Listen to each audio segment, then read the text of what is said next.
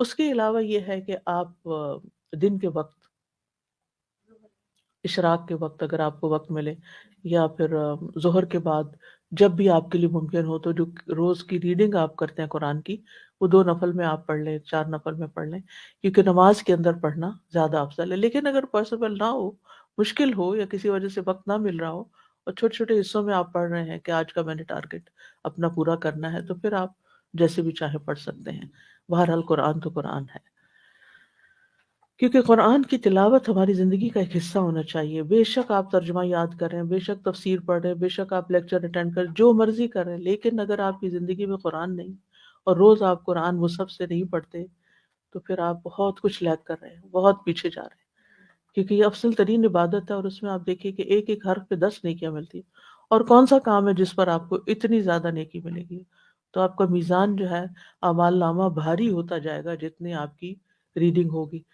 اٹک اٹک کر بھی پڑھتے ہیں تو پڑھتے رہیے، چاہے تھوڑا تھوڑا پڑھے، لیکن اس سے فائدہ کیا ہوگا کہ آپ کی روانی آتی جائے گی۔ پڑھ پڑھنا پڑھنے سے ہی آتا ہے، سوچنے سے نہیں آتا۔ ہم؟ تو اور آپ صلی اللہ علیہ وسلم کی یہ ارشادات بھی ہمیں یاد رکھنی چاہیے کہ اقرأ القرآن فإنہ یأتی یوم القیامۃ شفیعا لأصحابہ، قرآن پڑھا کرو اس لیے کہ روز قیامت یہ اپنے پڑھنے والوں کے لیے سفارشی بن کے آئے گا، یہ ہماری سفارش کرے گا۔ اور پھر یقال لصاحب القرآن اقرأ وارتقی ورتل كما كنت ترتل في الدنيا فإن منزلتك عند آخر آیۃ تقرأ، صاحب قرآن کو کہا جائے گا کہ قرآن پڑھتا جا اور چڑھتا جا، اور اسی ترتیل سے پڑھ جس طرح تم اسے دنیا میں پڑھا کرتے تھے، کیونکہ تیرا آخری مقام اس آیت پر ہوگا جو تو پڑھے گا، یعنی اتنی بلندی تمہیں ملے گی۔ لیکن افسوس کے ساتھ کہنا پڑتا ہے کہ کچھ لوگ اس کو پڑھ کے حفظ شروع کر دیتے ہیں، اور حفظ شروع کرتے ہیں تو ترجمہ اور تفسیر اور عمل بالکل ہی بھول جاتے ہیں، وہ بس صرف ایک کام کے پیچھے لگ جاتے ہیں۔ تو اس سے بھی ڈرنا چاہیے کہ اصل میں قرآن ہدایت کی کتاب ہے، صرف پڑھنے کی کتاب نہیں ہے کہ ہم یہ کہیں کہ ہم بھی حافظ بن جائیں اور صرف پھر پڑھتے رہیں تاکہ ہمارے درجات بلند ہوں۔ امام ابن قیم کہتے ہیں کہ اصل اہل القرآن وہ ہے کہ جو قرآن پڑھتا ہے اور اس پر عمل کرتا ہے، یعنی اس کے درجات کی بلندی ہوگی۔ ٹھیک ہے، تو جی جی جی سوری، ایک چھوٹا سا کوشچن ہے، اگر ہمارے بچوں کے لیے ہمیں چوز کرنا ہو کہ ہم پہلے انہیں حفظ کرائیں یا پہلے انہیں ترجمے کے ساتھ پڑھائیں، تو ہمیں کیا کرنا چاہیے؟ پہلے پہلا حفظ آپشن کرا کیا ہوگا؟ لینا چاہیے، حفظ کرا لینا چاہیے، لیکن ایسا ٹیچر ڈھونڈنا چاہیے کہ جو حفظ کے ساتھ ساتھ بچوں کو یہ بھی بتائے کہ آج کے لیسن میں کیا ہے، چاہے وہ اس کا لفظی ترجمہ یاد نہ کرے۔ الحمدللہ الہدا ایلیمنٹری میں جو قرآن حفظ کرانے کا طریقہ، میں نے دنیا میں بہت جگہ میں نے دیکھا ہے قرآن حفظ کرانے کے مدارس اور لوگ، اور میں نے اس کو بیسٹ پایا ہے۔ یہ نہیں کہ الہدا کا اسکول ہے اس لیے، کیونکہ میرا فرسٹ ہینڈ ایکسپیرینس ہے اپنے نواسے کے ساتھ، کہ جب بھی ہم بیٹھتے ہیں ہم قرآن پہ بات کرتے ہیں تو ماشاءاللہ اس کو ریفرنس یاد ہوتے ہیں، وہ ایک سے دوسری جگہ دوسری، یہ بات وہاں بھی آئی ہے، یہ اس سے پارے میں بھی آئی ہے، یہ تو مجھے یعنی دل سے دعائیں نکلتی ہیں۔ ان ٹیچرز نے جو حفظ کا طریقہ اختیار کیا ہے، مجھے باقی بچوں کا نہیں پتا، لیکن میں اور اس میں تیمیہ کا بھی ایک ہاتھ ہے ضرور، کیونکہ وہ جب شام کو اس کا خود سنتی تھی تو اس کو ساتھ ساتھ بتاتی بھی تھی، اور خاص طور پر جو آیت یاد نہیں ہوتی تھی اس کو بتاتی تھی اس میں یہ کہا گیا ہے۔ تو بہت حد تک ترجمہ ابھی نہیں شروع کیا، لیکن بہت حد تک پتہ ہے کہ میں کیا پڑھ رہا ہوں۔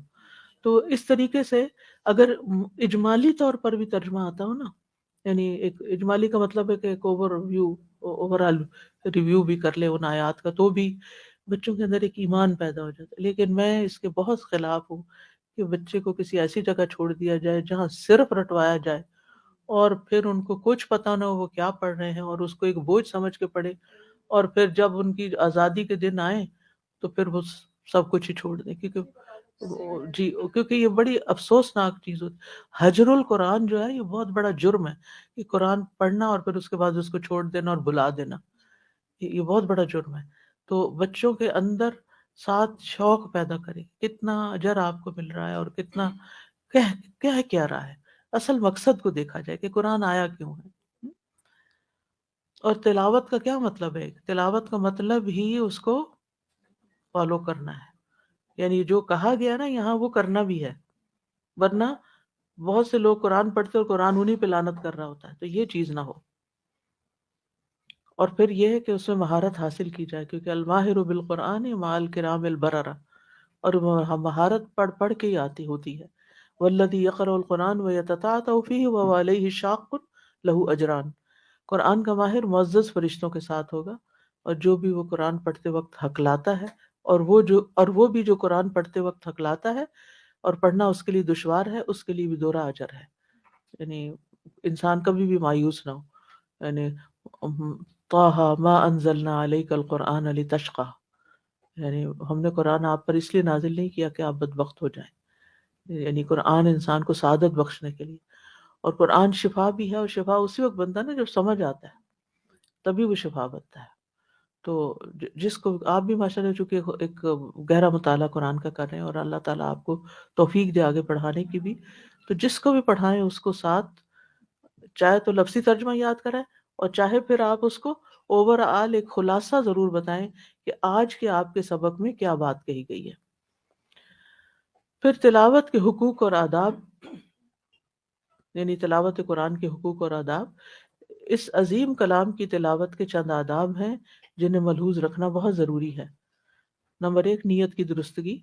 تلاوت سے قبل اپنی نیت قرآن سے دل کو منور کرنے، اپنے ظاہر کو اس سے آراستہ کرنے، اور روز قیامت رب کا تقرب حاصل کرنے کی کرنی چاہیے۔ کیوں کرے قرآن کیوں پڑھے؟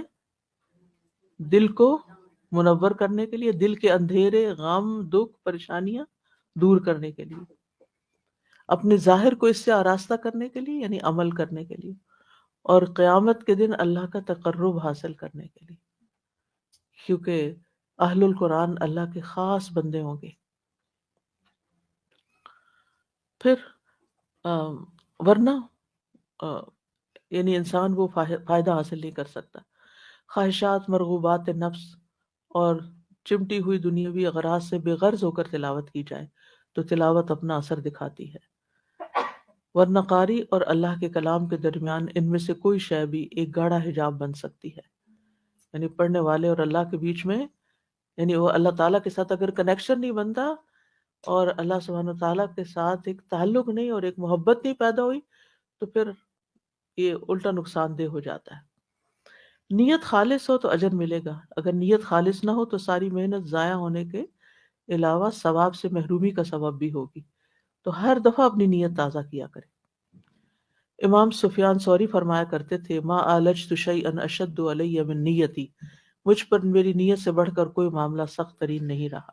سب سے زیادہ اس کو پکڑ پکڑ کے واپس لانا پڑتا ہے اور ریفریش کرنا پڑتا ہے، کیونکہ ہر کام میں پھر وہ اڑک جاتی ہے اور اٹک جاتی ہے، اور پھر ہم بھول جاتے ہیں کہ ہم یہ کر کیوں رہے ہیں۔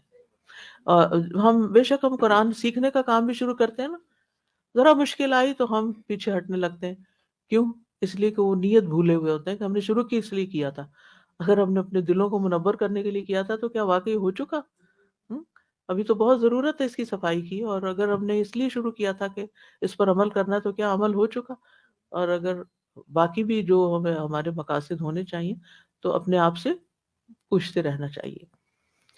تو خالص رضا کے لیے پڑھنا، اللہ کی رضا کے لیے پڑھنا چاہیے۔ اس سلسلے میں ایک حدیث بھی ہے، رسول اللہ صلی اللہ علیہ وسلم نے فرمایا، قرآن سیکھو اور اس کے ذریعے اللہ سے جنت کا سوال کرو کہ اللہ جو میں یہ محنت کری ہوں مجھے اس کا بدلہ جنت کی شکل میں چاہیے، اس سے پہلے کہ ایسے لوگ آ جائیں جو اسے سیکھیں اور اس کے ذریعے دنیا کا سوال کریں، یعنی پھر وہ قرآن اس لیے پڑھیں کہ وہ لوگوں سے مانگیں۔